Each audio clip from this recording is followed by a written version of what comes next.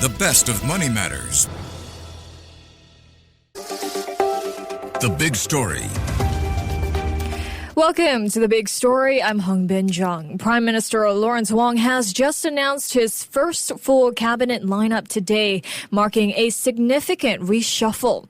The new cabinet features 15 full ministers and 2 acting ministers across the Prime Minister's office and 16 ministries. This is the first complete team formed under Mr. Wong since he succeeded Mr. Lee Hsien Loong last year. Here's what PM Wong had to say. With your strong support, I have done my utmost to assemble the strongest team I could for Singapore. A team comprising steady and experienced hands, as well as new and younger ministers. Before this, political analysts were closely watching the roles of Finance Minister, Defense Minister, and Deputy Prime Minister. So what are the major reshuffles on the cards? And what does this mean for the next generation of leaders in Singapore? Well, to find out more, joining us today is Dr. Gillian Ko, who's a Senior Research Fellow at the Institute of Policy Studies at the National University of Singapore. Hi, Gillian. Welcome to the show. Hi, good evening, Hongbin. Thank you so much for joining us, Gillian. Gillian, many had expected a significant reshuffle in 2024 when PM Wong took over as head of government, similar to his predecessors. But this didn't happen with few changes made then. So did a significant reshuffle happen this time around, and how much changes were made? Yes, I think Prime Minister Lawrence Wong a year ago said that a significant reshuffle will happen after the GE. And this is what we've seen take place today. There's certainly a changing of the guard. There are 6 office holders who, as we know, are retiring. And we see 4 being promoted, 9 new office holders being appointed, and very many of the new faces to politics on the PAP side given roles in government. So I think, yes, this is a significant shift today. We see a changing of the guard, and we can talk a little bit more about the details, I hope. Right. I mean, what do you think PM Wong is trying to accomplish this time? I mean, what were the biggest areas that he wanted to change? I think it's really to build up. You know, it's not that the 4G core of leaders aren't already in place, but to augment it further with new blood and new dynamism. So we know that in the election, PM Wong recruited and now has successfully fielded a good many people, and we can talk a little bit more about who they are, but certainly, you know, as we learned today in the lineup, Mr. David Neo, who is now MP-elect in Tampines, confirmed MP of Tampines, will be taking up a position as Acting Minister of Culture, Community and Youth. The former Permanent Secretary of Manpower and Trade and Industry, who is an MP in Choa Chu Kang, will be appointed Acting Minister for Transport. And we can go on. Included in the list is the new MP Dinesh Vasudev of East Coast GRC, becoming a Minister of State. Ms. Jasmine Lau in Ang Mo Kio GRC, being appointed Minister of State in the Ministry of Digital Development and Ministry of Education. Mr. Goh Pei Ming, who, if you will recall, was uncontested. He was a candidate in Marine Parade Bridal Heights GRC, will be appointed Minister of State in the Ministry of Home Affairs and Social and Family Development. He, of course, was leader in the Singapore Armed Forces, has the background there. So these are, added to that, of course, Ms. Goh Han Yen of Nee Soon GRC, the new MP who was a former civil servant in the Ministry of Digital Development, will be Senior Parliamentary Secretary in the Ministry of Culture, Community and Youth. And finally, the 4 nominated Member of Parliament who then stood in Nee Soon GRC, Ms. Goh Han Yen's compatriot now as MP, Dr. Syed Harun Al-Habshi, will be appointed Senior Parliamentary Secretary in the Ministry of Education and of National Development as well. Mr. Dinesh Vasudev will also be Mayor of Southeast district, so he'll be juggling a few jobs, as we mentioned. Definitely a lot of developments here, Gillian. I mean, at today's press conference, PM Wong named just one deputy prime minister, with Gan Kim-yong retaining that position. I mean, earlier, Singapore had two DPMs, Gan Kim-yong and Heng Swee-keat. What was the rationale for retaining only one deputy prime minister, you think? Well, I think this is, balanced against the fact that now, PM Wong has decided to have three coordinating ministers. This has happened before, where you had, Mr. Koh Boon Wan, you had Mr. Teo Chee Hean, and, you also had, let me try and recall, one more minister do three, take on the coordinating minister role. So I suppose in due course, there will be a view as to which role will be so critical that it needs to be represented, by, one of these coordinating ministers, or the spot could also gradually be filled by a kind of in a different way. And I've always said that, we'd look forward to a woman DPM, not because she's a woman, but because of the portfolio and the signature, as well as the work that is demanded of government to deal with. Yes, the coordinating minister for economic issues. Yes, that was the third post, coordination post. Yes. Does this signal a shift in how leadership responsibilities are distributed within the cabinet, though? Well, I think it's more a signal or the recognition of how complex government is, and that there should be more joining of the dots in government, across various ministries. So when you're dealing with national security, as Mr. K. Shanmugam will be now, he will maintain his portfolio as Minister of Home Affairs, but being coordinating minister, it means that, he will pull together Home Affairs, he can pull together law, he can pull together a view about how, other security officers are managing things and what they have to achieve. And that can also, to some extent, include what MINDEF does insofar as there's a knock-on effect from what's happening externally to what's happening internally. Well, 9 new political office holders have been appointed, including several first-term MPs. So, Yes. Gillian, what does this signal about the PAP's priorities around leadership renewal and generational change?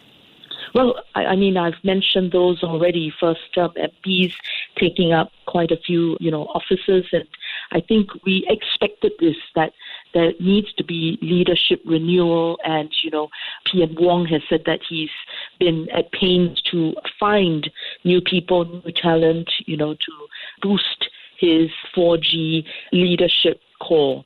So we've seen this happen today, and you'll see that, the ministries of MCCY, Culture, Community and Youth, and Transport will get new leaders, because Mr. Edwin Tong will move on from heading MCCY to leading law, and he's certainly a core member of the 4G.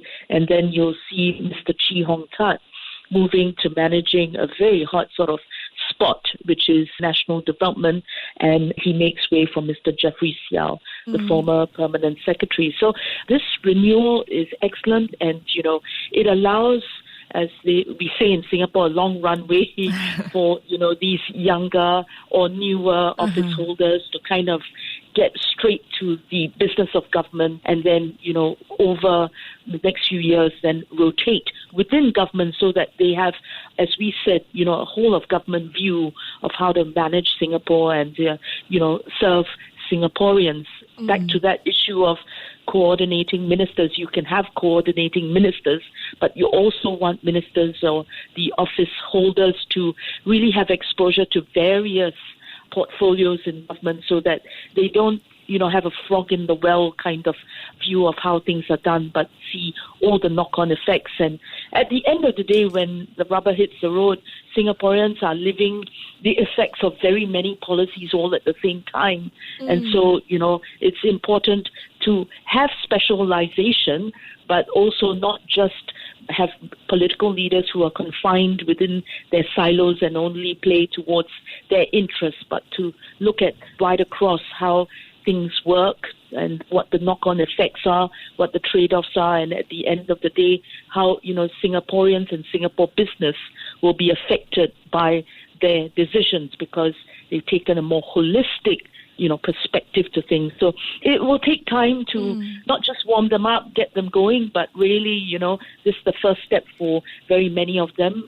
We haven't dealt with the promotions yet, but, this is a process of really breaking these new faces into some of these roles. But I want to add a footnote, which is, the people who are fresh faces who are given these new offices are not new to the whole area of government either. As we said, Mr. David Neo has been in the military, the army, SAF rather, and, he will have sort of a good helicopter view of things as much as somebody like, former permanent secretary Jeffrey Xiao and so on. So, it's not about them being new to leadership and taking the helicopter view, but then exposure to the different offices and, different detailed considerations of each ministry and agency. Right. Well, Gillian, you mentioned about coordinating ministers earlier there. I mean, PM Wong has appointed 4 key cabinet ministers to assist him, Gan Kim Young, and 3 new coordinating ministers. Why is there a need for these coordinating ministers, and what will they be overseeing, and why are these areas so important for Singapore? Well, the 3 coordinating posts are first with Mr. K. Shanmugam, Coordinating Minister for National Security. The second one is with Mr. Chan Chun Sing, who is now going to be the Minister for Defense. He will also be the Coordinating Minister for Public Services. And finally, Mr. Ong Yi Kang is Minister for Health, will also be in charge of coordinating policies with regards to, social aspects of government.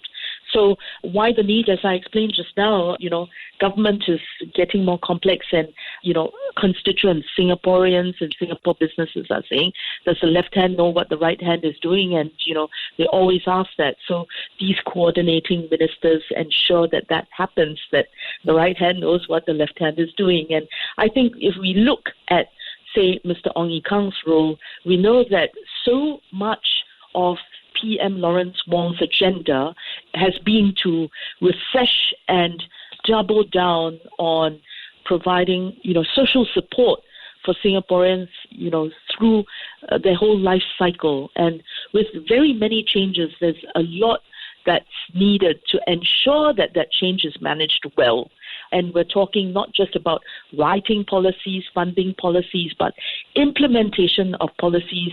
Some things will come up against other things. So you need to make sure that the issues that arise from one issue abutting into the other are resolved. And that's what a coordinating minister has to do.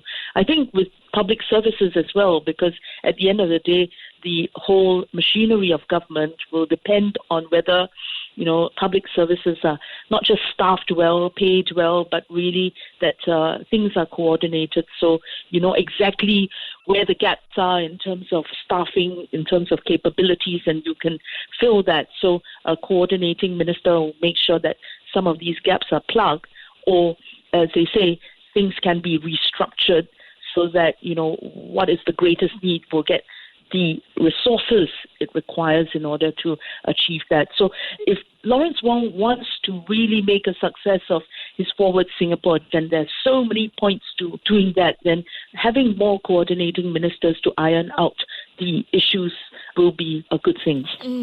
I mean, as you mentioned there, one of the new coordinating minister will be K. Shanmugam. Shanmugam will take over Teo Chee Hean as the coordinating minister for national security. This is a critical role with far-reaching responsibilities because security threats are constantly evolving and safeguarding our safety and survival is essential. With his extensive experience in government, stretching from MFA to MHA, he is well placed to take on this new role. That was PM Wong on Shanmugam's new role as a coordinating minister. But, Gillian, how will Shanmugam's legal and ministerial background, particularly in law, foreign affairs, and home affairs, shape his approach to national security?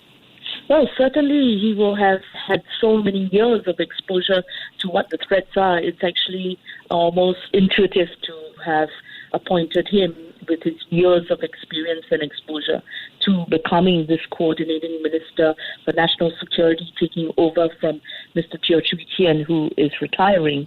So it's eminently suited for this.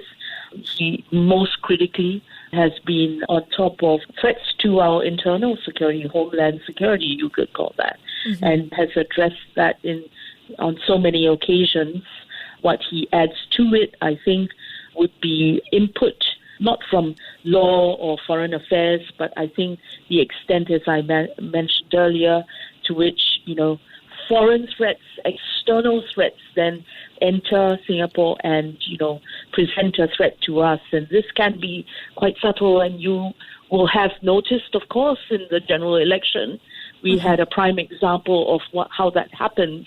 And so, a minister has to be on top of these things and call them out to alert not just the formal professional security services about this, but, to really flag it when this threat is entering the body politic among Singaporeans. So what I was referring to is the threat of foreign interference on the issues of race and religion, mixing them so that you are moving not just the social mood of Singaporeans, but making them translate that into a political outcome that is by in and of itself not going to happen, except that, you had some foreign actor manipulate the ground or twist it so that it would become an issue. And I think, even former Prime Minister Lee Hsien Loong has made this point several times in his National Day rally speeches in various languages, including the Mandarin one, to say that,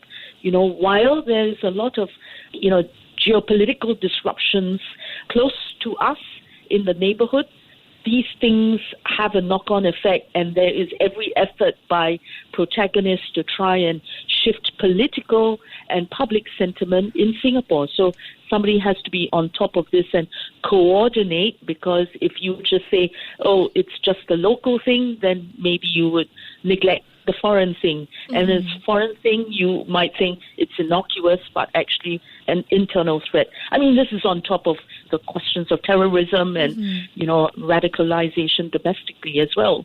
Right. I mean, Gillian, you mentioned some of the top security threats that Singapore faces today, but how might Shanmugam prioritize them?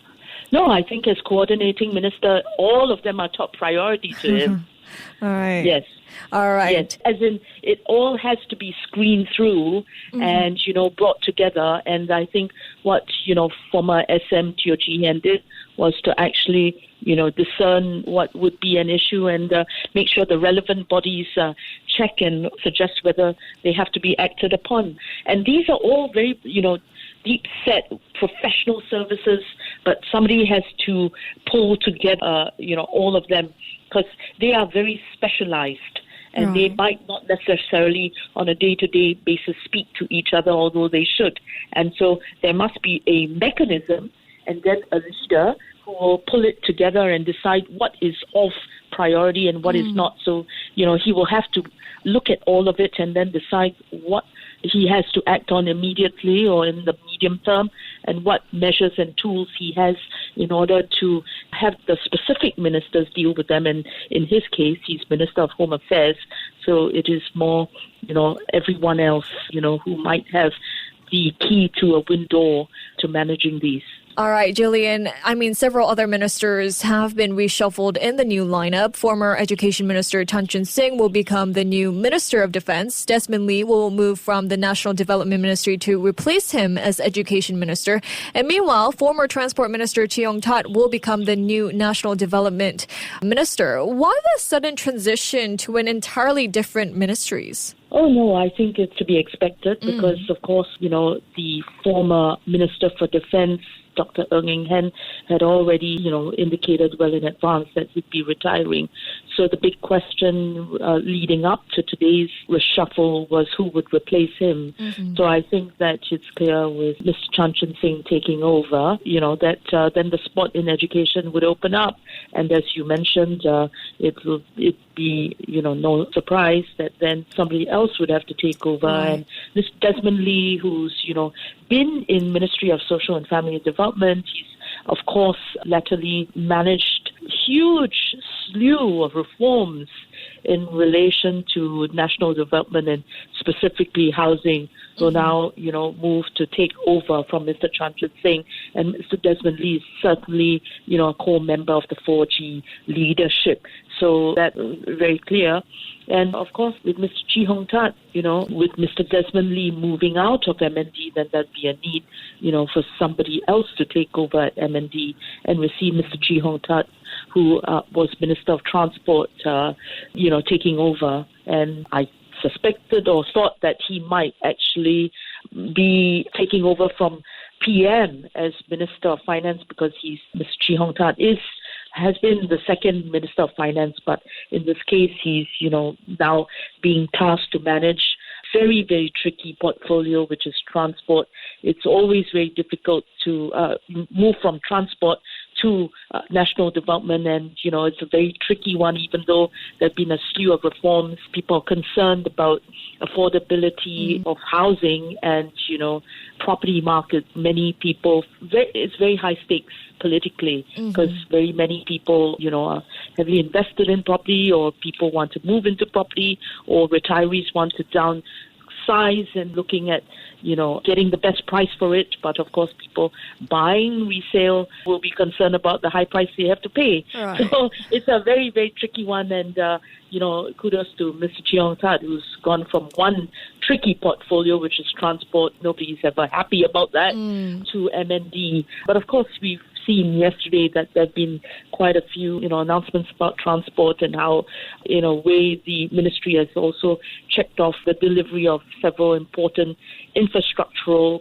projects, including, now a bus interchange in Punggol, which was politically in the GE, one hot seat, Punggol GRC. And, that's very good indeed. So he's leaving having sorted out a couple of things, and he will now take over at National Development. So this is really, this rotation of spots and really the stretching of these 4G leaders, but necessarily so because this is a changing of the guard, from, Lee Hsien Loong's administration, transitioning to 4G, but now 4G really, moving more firmly to taking the reins of government and having the new blood with the new candidates coming in, albeit the fact that they are also quite experienced in government in their very specific respective fields in the past. Well, despite some of these changes here, Gillian, PM Wong says he is keeping most of the ministers in their current roles during this critical period. This is what he had to say. First, the ministries that lead our economic agenda. We are operating in a changed world with rising trade barriers, sharper competition, and greater uncertainty. And we need experienced hands at the helm. So I'm keeping most of the ministers in their current roles during this critical period. I will continue to helm the Ministry of Finance.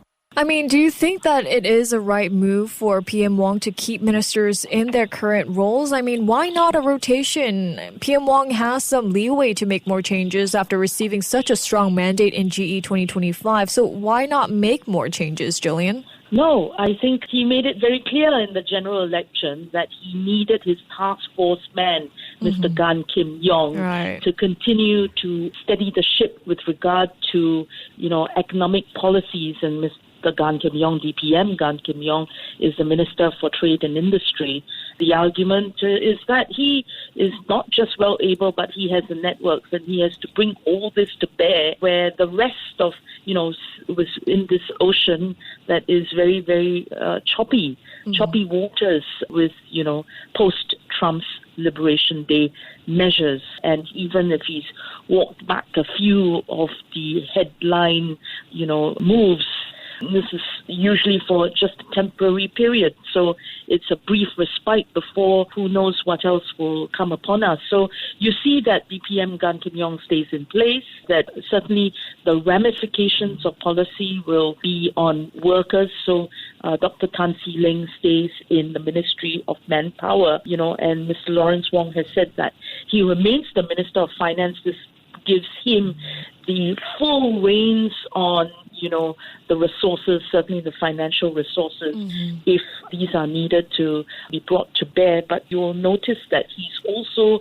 swapped out Mr. Chee Hong Tat, who has now, as we mentioned, the National Development Portfolio, swapped him out of finance and placed Mr. Jeffrey Xiao in finance as Senior Minister of State. So, there's that. And certainly we have to recall that Ms. Grace Fu, remains the Minister in charge of Trade Relations, and that's very key. She continues to have the portfolio in environment and sustainability, but it's trade relations that matter.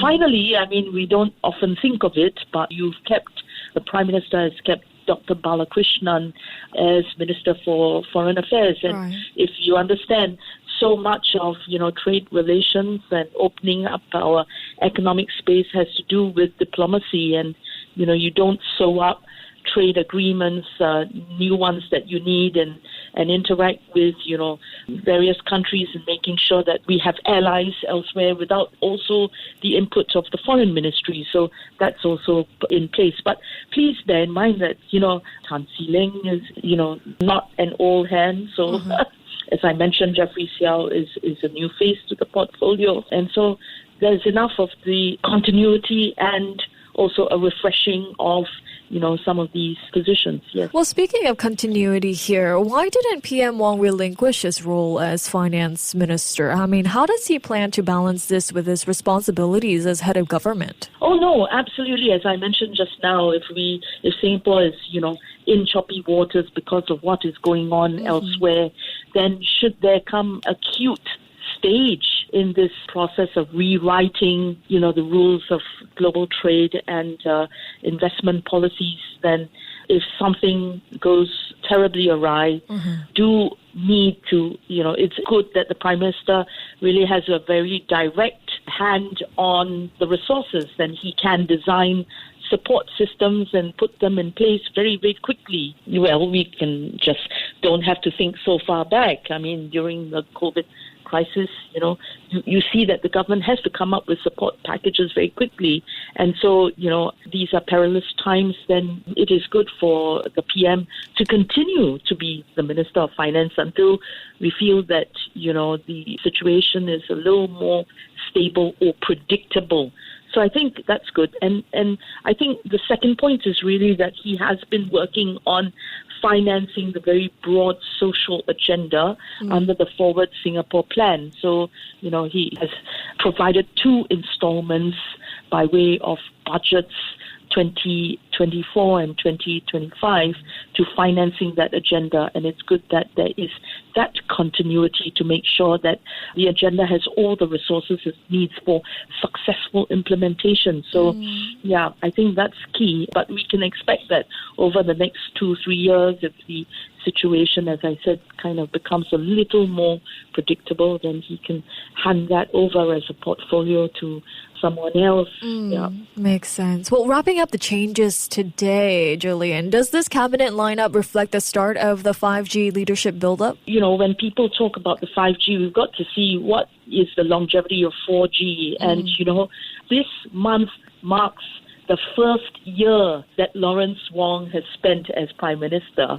And, that's the head of the 4G leadership. So they're coming into their own, and this must perforce, take us through another decade and a half, which means that while Lawrence Wong himself would say it took me that many years from 2011 when he joined politics to 2025, that's 14 years to get to the position, then I suppose, yes, we have to look at the 35-year-olds this year, to kind of see how many of them and who will be built up over a decade and a half so that they will assume assume the helm of very key ministries, like, Mr. Chan Chun Sing now at Defense, and then become, as you said, the core of 5G. So they have to be about 35 years old.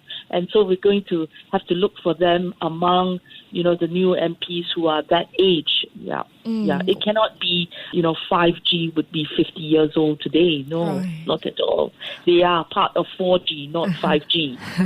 Well, at the same time, Gillian, we would also like to talk about how Singaporeans will view these changes in cabinet. Do you think the public will see this cabinet as a capable team, especially given the backdrop of Forward Singapore and recent calls for greater inclusivity? Well, no, I think that there is that inclusivity in terms of age, a bit of diversity, but it's certainly, you would look for it among the People's Action Party's new candidates, and some will still be within, not yet brought into government. But when we look at the newcomers, we certainly see that, you do have Dr. Syed Harun Habshi, who is ostensibly not part of the civil service or the armed forces, who has brought in, and he is now going to be Senior Parliamentary Secretary of National Development. So that's, I guess, one example. And, maybe we would see more of this, but currently the new political office holders are more so from the establishment, you would say, which is, as I said, the public sector, So I think it remains to be seen what more in terms of diversity we will see, in terms of the backgrounds of people who enter into government. And of course, I myself have put it out there that, the more we see women leaders moving into government, and as they prove themselves and as Singaporeans take to them and what they do, then, perhaps one day we would see, a woman become Deputy Prime Minister because she has helmed a part of government that is critical and has done so very competently. So I think there is some diversity, but we'll probably, look for diversity and inclusivity among the new MPs rather than just right now in a very pointed fashion at who are political office holders. I mean, there could be changes because PM Wong said there might be further adjustments made. So what do you think could trigger adjustments to the new lineup? I think it'll take a year or two to see how things settle externally, and there's been some stability and continuity within the economic spheres of government. We also know that there's no change in the Ministry of Digital Development. So Mrs. Josephine Teo stays put there. There was no change in the Ministry of Health. And in fact, Mr. Ong Yi Kang is not only managing that, he's going to have to be coordinating Minister for Social Policies. We see no change in the Ministry of Manpower with Dr. Tan See Ling, and no change in the Ministry for Sustainability and the Environment with Ms. Grace Fu there. So the changes would be maybe a rotation, but also, with, for instance, the portfolio of Ministry of Foreign Affairs, if things settle a little better externally, you could also see a change up of who is the Foreign Affairs Minister, as, Dr. Balakrishnan has been Minister there for almost 2 terms. So a refreshing, there's prospect for refreshing for some of these offices or positions, but maybe it'll be a rotation and 1 or 2 changes. I would mention one more thing. Today we've seen the announcement that there will be a new acting minister in charge of Muslim affairs. So Minister Masagos will now pass the baton to Associate Professor Faisal Ibrahim. So that's important to note as well. Yeah. Right. Well, some great insights from you there, Gillian. Thank you so much for joining us and helping us dissect all of the changes that has been made. Yeah, thanks for the time to just talk through some of these changes and what they might mean. Have a great evening, Hongbin. You too. Thank you so much. That was Dr. Gillian Koh, Senior Research Fellow at the Institute of Policy Studies at the National University of Singapore. This has been The Big Story with me, Hongbin Jeong. To listen to more great interviews, download our podcasts at audio.sg or download the audio app. That's AWEDIO, audio at the App Store and Google Play.